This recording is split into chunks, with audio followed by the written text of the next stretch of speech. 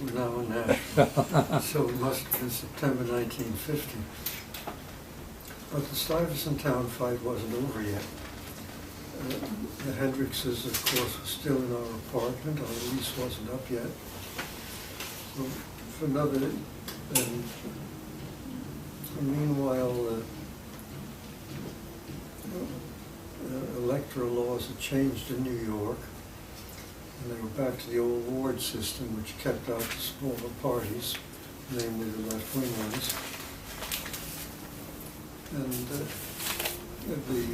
Brown-Davis bill to eliminate, to forbid discrimination in rental housing had been pigeonholed. Nobody on the council wanted to vote against it, but they were also eager not to vote for it, so it was sent to committee for study, and that's where it was when we went to Nashville. But with the changes that were taking place, still the demands in the city against discrimination were growing, and the black participation in political life was growing in vigor and significance. So the Brown-Davis bill suddenly re-emerged as the Sharkey, not the Brown-Davis, the Davis-Isaacs bill emerged as the Sharkey, Isaacs-Brown bill. Sharkey was the leader of Tammany Hall and was now on city council personally. Brown was a black Democratic machine politician from Harlem, black person representing that compact black district, and Stanley Isaacs was the same Stanley Isaacs whom I'd spoken before. And that bill was now on the table and eventually was enacted.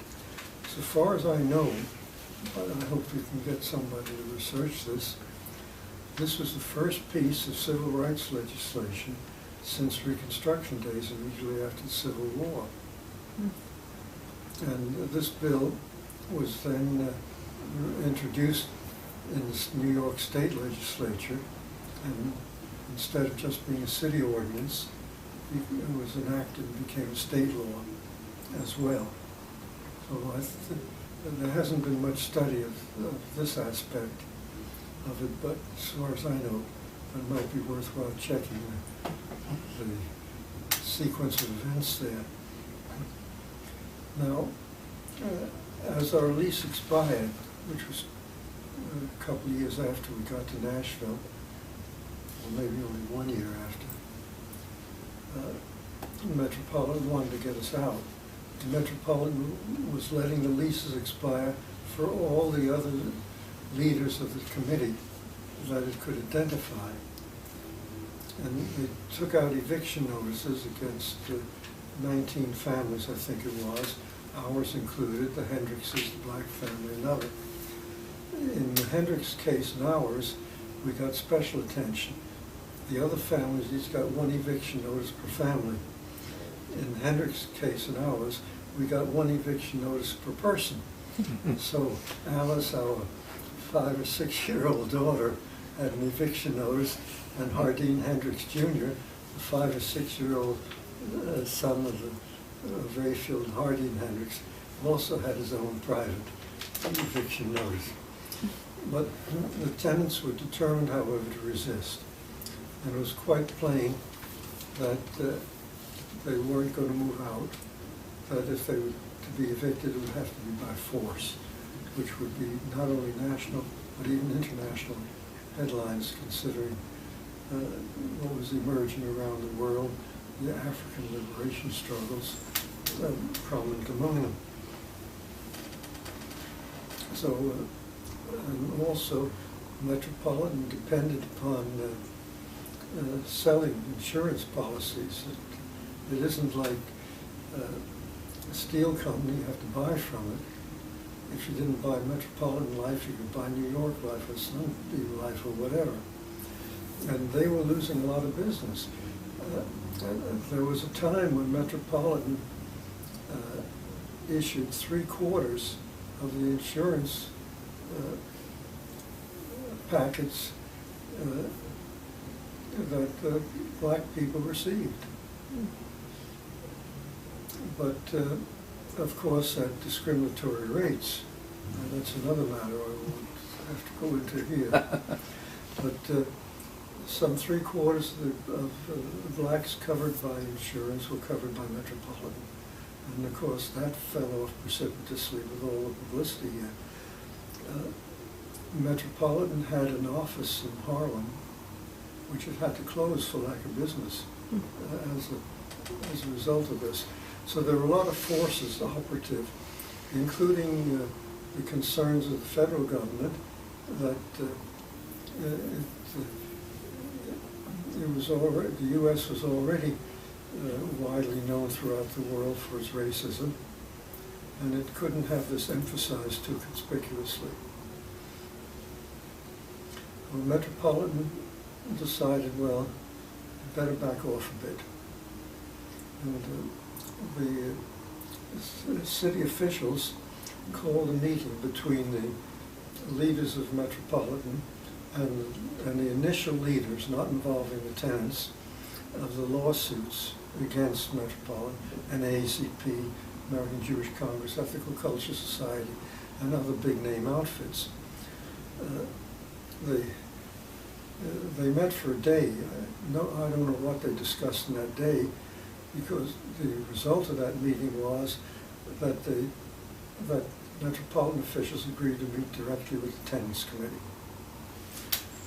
And that took place within a day or two later. And Newbold Morris, who was then chair of the New York City Council, he wasn't mayor, that was a separate office, started out by saying, in opening the meeting, what we do here today will be known in every hamlet in Africa tomorrow.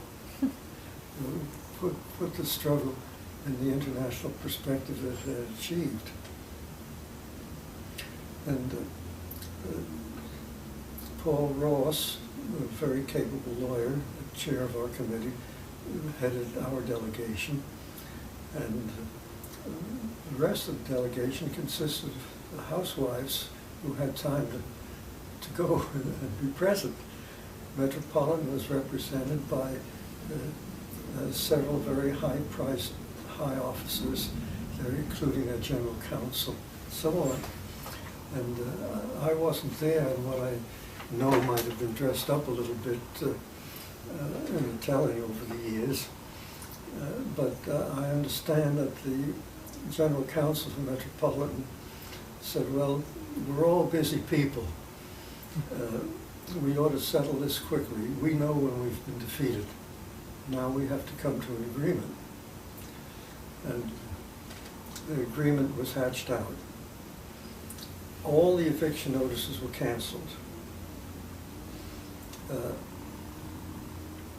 Metropolitan agreed that the Hendricks family would be rented an apartment in their own name, provided it wasn't our apartment, provided it wasn't the same apartment.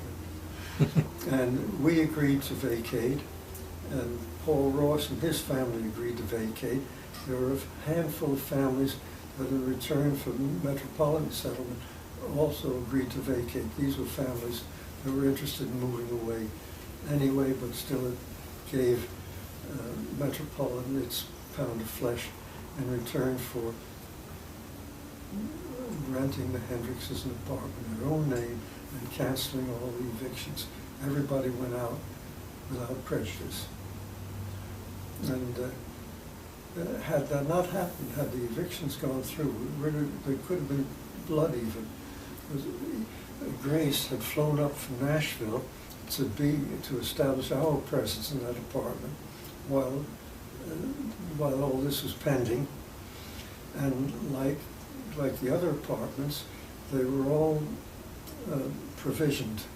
They looked like grocery stores because people didn't know whether they could get out at all. So they went and bought all the groceries they were going to need for a couple of weeks and so on. To be there. And the Teamsters Union had supplied some people to stay in the apartments with the tenants. So there was no doubt in anybody's mind what was going to happen. And even the police weren't very anxious to have anything happen on this. And there were a couple of hints that arose from the police department as to what the schedule was. So that was 1952, I think. So that was, in a way, the end of that phase of the struggle. Until now, it's been revived, as I told you, when they're trying to clean out the middle-class people in favor of the wealthy, having cleaned out the poor in favor of the middle class a generation earlier. So, and we were at Fisk. I was teaching mathematics, and I was active in the NAACP, not only the local chapter. I became vice president of the Tennessee State Federation of NAACP branches, and was active there, and also to some extent on a national scale. And Grace, of course, was carrying her full share of the burden. We were living on the Fisk campus in the heart of a black neighborhood. Alice's playmates were largely, maybe almost exclusively, the local black kids from the area. And when I was back in Nashville some weeks ago, I was able to meet some of Alice's playmates from 50 years before.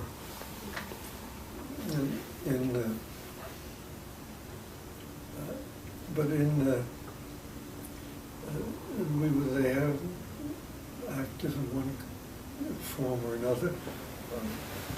The Fisk Board of Trustees was rather split about me. I'll come to some of that in a moment. Then along came May 17, 1954, the famous Brown versus Board of Education decision, which declared declared segregation illegal in public education. As I said, we were living on the campus. Alice was going to the campus demonstration school, which is a little school. She didn't like it very much because there was a big school on the corner where the bulk of her playmates went, and where she used to hang out also from time to time. So we decided that the thing to do was to conform with her wishes and see if she could get into that big school now. And we attempted to enroll Alice in the public school nearest our home, where she wouldn't even have to cross the street, as I remember, to get to school from our house. The school principal was very happy with this. The school board instructed him not to accept her. The vote was 4-1, the 4 whites on the board versus the 1 black. Meanwhile, there was heating up. This would have been just before the summer recess, and that coming fall was statewide elections. The gubernatorial position being the most important.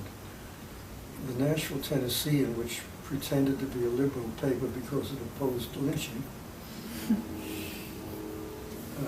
was supporting for governor a man named Gordon Browning.